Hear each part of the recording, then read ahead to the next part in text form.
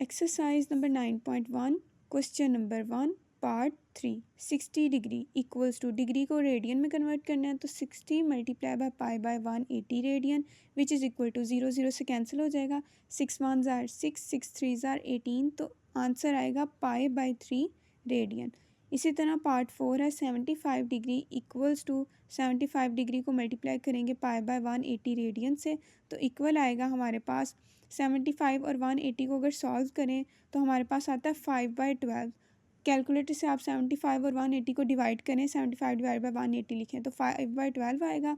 तो हम लिखेंगे 5 पाई/12 रेडियन। पार्ट 5 है हमारे पास 90 डिग्री इक्वल्स टू 90 को मल्टीप्लाई करेंगे पाई बाय 180 रेडियन के साथ विच इज़ इक्वल टू 91 ज़ार 90 92 ज़ार 180 तो पाई/2 रेडियन।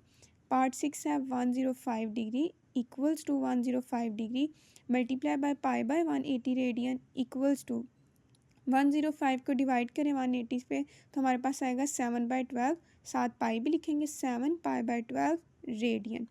पार्ट 7 है 120 डिग्री 120 डिग्री को रेडियन में कन्वर्ट करने के लिए 120 डिग्री मल्टीप्लाई करेंगे पाई बाय 180 रेडियन से इक्वल आएगा हमारे पास 120 और 180 को डिवाइड करने से 2 पाई/3 रेडियन।